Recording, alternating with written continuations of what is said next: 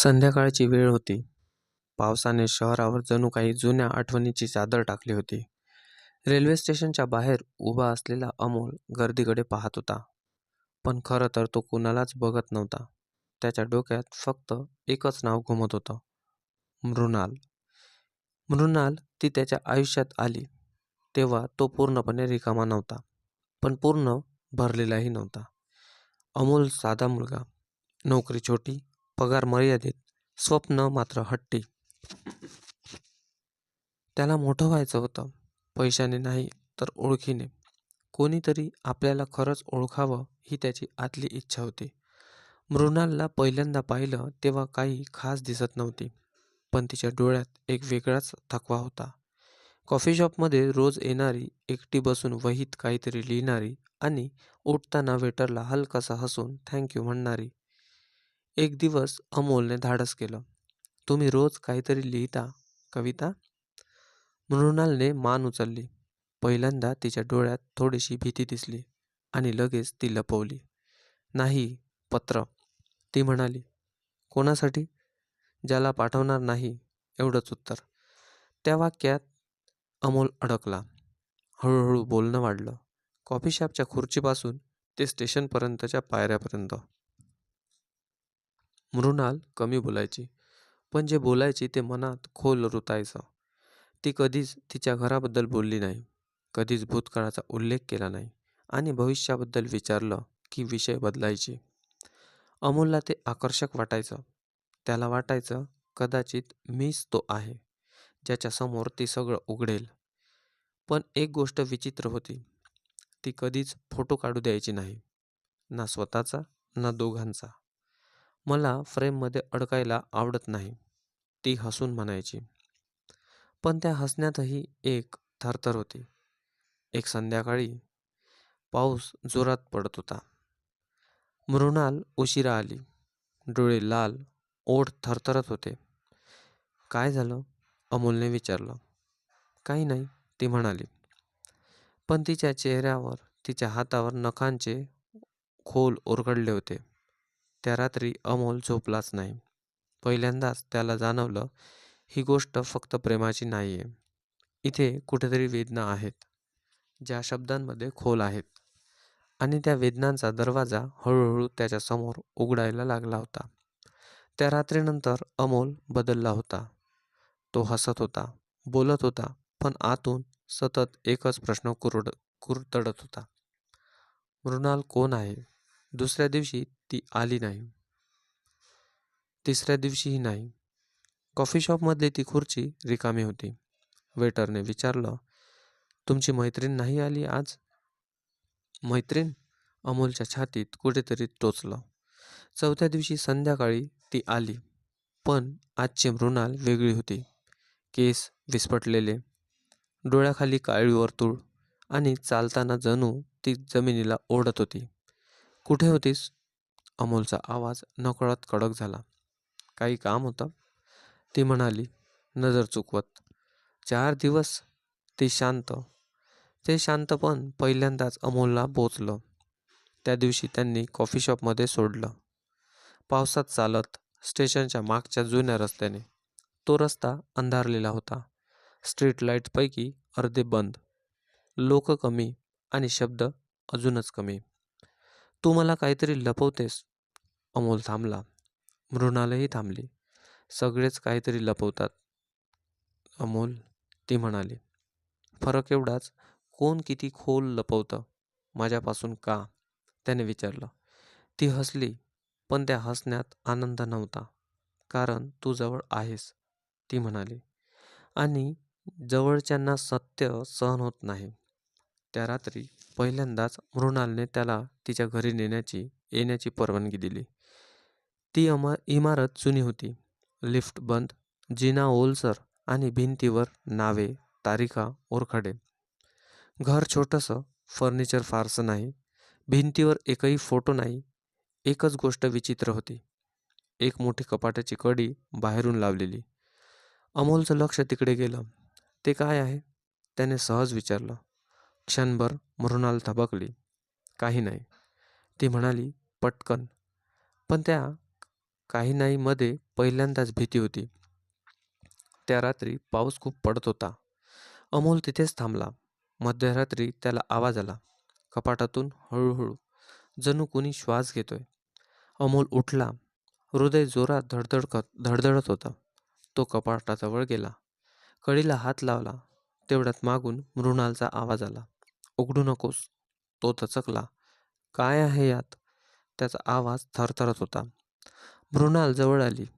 तिचे डोळे पाणावले. माझं भूतकाळ, ती हळूच म्हणाली. आणि भूतकाळ कधी उघडू नये. अमोल. दुसऱ्या दिवशी सकाळी अमोल बाहेर पडला. पण डोक्यातून तो आवाज जात नव्हता. त्या दिवशी ऑफिसला जाताना त्याने सहज मोबाईलवर तिचं नाव सर्च केलं. मृणाल देशमुख. पहिला रिझल्ट. एक जुनी बातमी. 3 वर्षापूर्वी मृणाल देशमुख हिचा अपघाती मृत्यू. अमोलचा श्वास अडकला. फोटो तोच होता. तोच चेहरा, तोच थकवा, तोच नजरेतला अंधार. खाली तारीख होती 3 वर्षापूर्वी. अमोल बघून बसून राहिला. एकच विचार डोक्यात घुमत होता. मग मी कोणासोबत बोलतोय? अमोल बराच वेळ त्या मोबाईल स्क्रीनकडे बघत होता. बातमी स्पष्ट होती. तारीख, फोटो, नाव सगळं जुळत होतं. 3 वर्षापूर्वी मृत. त्याच्या हातातला फोन थरथरत होता. जर मृणाल मेल्याचं आहे, तर मी रोज कोणासोबत कॉफी पितोय? कोण माझ्याशी हसतंय? कोण मला स्पर्श करतंय? तो उठला. सरळ तिच्या घरी जायचं ठरवलं. पण जेव्हा तो तिच्या इमारतीजवळ पोचला, तेव्हा दारावर कुलूप होतं. जुनं, गंजलेलं कुलूप. असं जणू महिन्याभरापासून उघडलेच नाही. शेजारच्या आजीला त्याने विचारलं, इथे मृणाल देशमुख राहते ना? आजी थोडा वेळ त्याच्याकडे पाहत राहिली. कोण? त्या म्हणाल्या, मृणाल या घरात. तो घराकडे बोट दाखवत म्हणाला. त्या आजीचा चेहरा बदलला. बाळा, त्या घरात 3 वर्षापासून कोणीच राहत नाही. अमोलच्या अंगावर काटा आला. पण मी काल रात्री. अरे नाही नाही, आजी मध्येच बोलल्या. ती मुलगी 3 वर्षापूर्वी मेली. खूप वाईट प्रकरण होतं. कसं? अमोलचा आवाज फुटत होता. आजी हळू आवाजात म्हणाल्या, तिचं अफेअर होतं. त्या मुलासोबत ती पळून जाणार होती. पण शेवटच्या दिवशी तो मुलगा एकटाच परत आला. आणि मृणाल? अमोलने विचारलं. आजीने आजूबाजूला पाहिलं. जणू काही ऐकत तर नाही ना. रेल्वे ट्रॅकजवळ तिचा मृतदेह सापडला. अमोलचा श्वास घेणं कठीण झालं होतं. तो मुलगा कोण होता? त्याने विचारलं. आजीने थोडा वेळ त्याच्याकडे पाहिलं. तुझ्यासारखाच दिसायचा. ते शब्द अमोलच्या डोक्यात स्फोटासारखे फुटले. त्या रात्री अमोल झोपू शकला नाही. डोळे मिटले की मृणालचा चेहरा दिसत होता. पण आज तो वेगळा दिसत होता.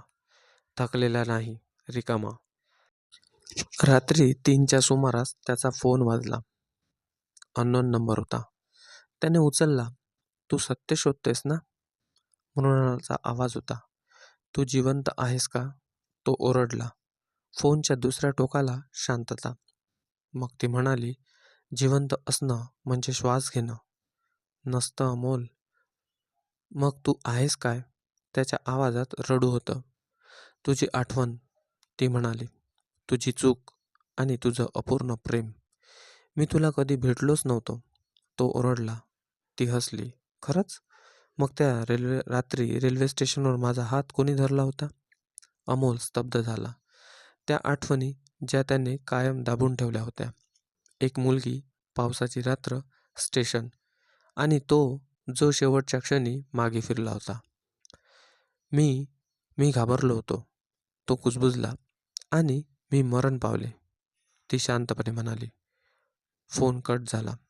दुसऱ्या दिवशी अमोल त्या रेल्वे ट्रॅकजवळ गेला. तोच जुना ट्रॅक, तोच वळण आणि तिथे एक छोटा दगड. दगडावर नाव कोरलेलं होतं, मृणाल, आणि खाली एक ओळ. ती वाट पाहत राहिली. तेवढ्यात त्याच्या मागे पावलं वाजली. उशीर झालास. ओळखीचा आवाज. अमोल वळला. मृणाल उभी होती. पण यावेळी तिचा पाय जमिनीवर नव्हता. मृणाल अमोलसमोर उभी होती. पण ती उभी नव्हती. ती लटकलेली होती. तिचे केस हळूच हवेत तरंगत होते. पाय जमिनीला स्पर्श करत नव्हते. डोळे उघडे होते, पण त्यात डोळ्याची ऊब नव्हती. फक्त प्रश्न होते. उशीर झालास, ती पुन्हा म्हणाली. अमोल मागे सरकला. नको, माझ्याजवळ येऊ नकोस. तो कुजबुजला. ती हसली, पण त्या हास्यात आनंद नव्हता. ते हास्य होतं तुटलेल्या माणसाचं. मी जवळ नाही आले, ती म्हणाली. तू तूच माझ्या जवळ आलास. खोटं आहे, तो ओरडला. मी तुला कधी भेटलोच नाही. तू माझ्या आयुष्यात नव्हतीस. मृणालने डोकं किंचित वाकवलं. मग तुझ्या मनात मी कशी राहते? ती विचारली. अमोल थरथरला. त्याच्या डोक्यात चित्र फुटू लागली. तीच रात्र, स्टेशन, पाऊस आणि तो स्वतः, तो तरुण होता. गरीब, भविष्याची भीती डोळ्यात. मृणाल त्याचा हात धरून उभी होती. फक्त ये, बाकी सगळं मी पाहीन, ती म्हणाली होती. आणि तो तो हात सोडून मागे फिरला होता. तो आठवताच अमोल जमिनीवर बसला. मी घाबरलो होतो, तो रडत म्हणाला. मी तयार नव्हतो आणि मी मरणाच्यासाठी तयार नव्हते, मृणाल म्हणाली. ते शब्द हळू होते, पण त्यांनी अमोलचा मेंदू फाडला. तू आत्महत्या केलीस, अमोल म्हणाला.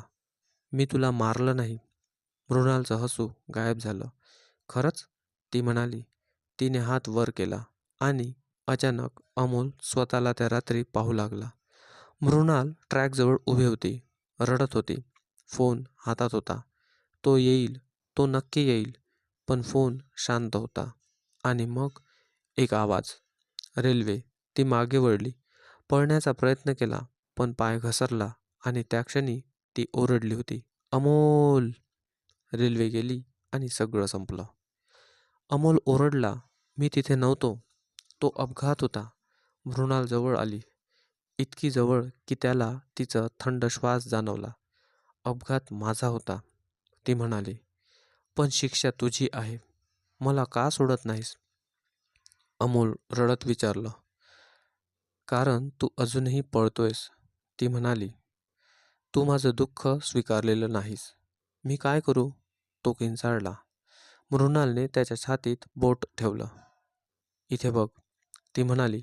आणि अचानक अमोल स्वतःचं हृदय ऐकू आलं. पण ते धडधडत नव्हतं, ते ठोकत होतं. जणू दरवाजा.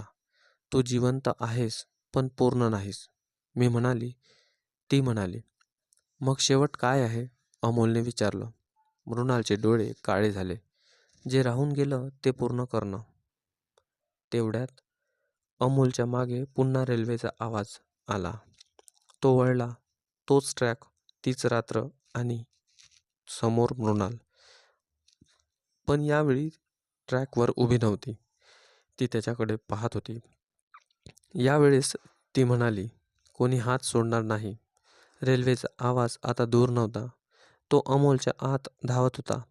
ट्रॅक, रात्र, पाऊस आणि समोर मृणाल. पण यावेळी ती रडत नव्हती. ती शांत होती, भयानक शांत.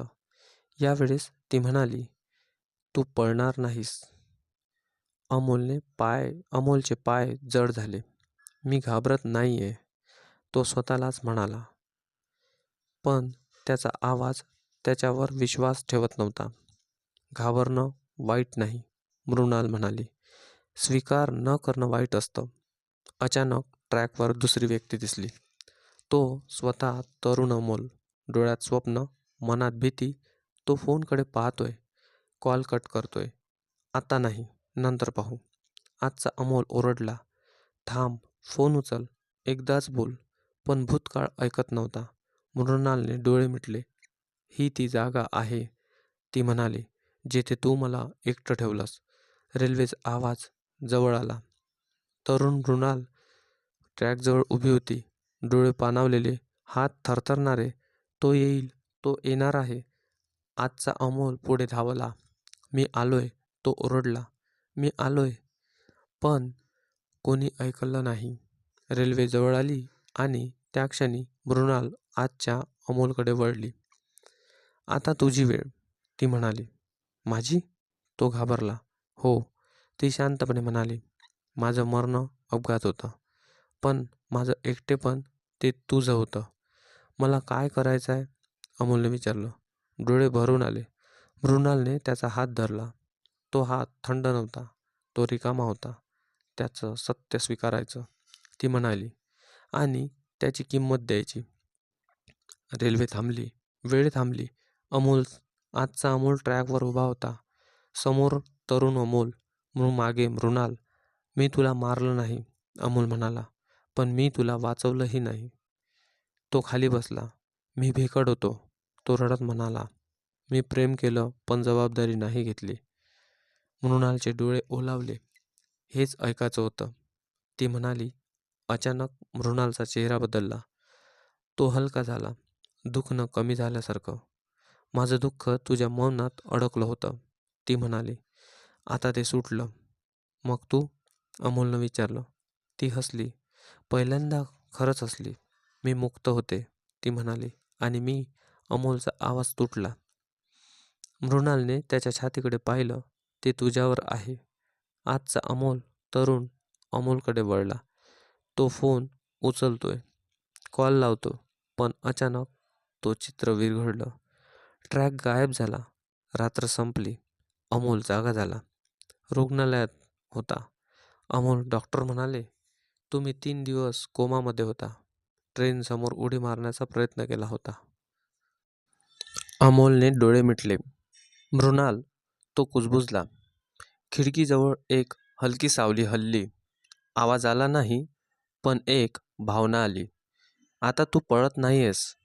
काही महिन्यांनी अमोल त्या स्टेशनवर गेला. फुलं ठेवली, डोळे मिटले. मी जगतोय, तो हळूच म्हणाला. पण तुझं ओझं नाही, तुझी आठवण घेऊन. वारा वाहिला आणि त्या क्षणी अमोलला पहिल्यांदा छातीमध्ये खरी धडधड जाणवली. कथेचा शेवटचं सत्य. काही प्रेम आपल्यासोबत राहत नाही, पण आपल्याला माणूस बनवून जातं. आणि काही चुका माफ होत नाहीत, पण स्वीकारल्या की ते आपल्याला वाचवतात.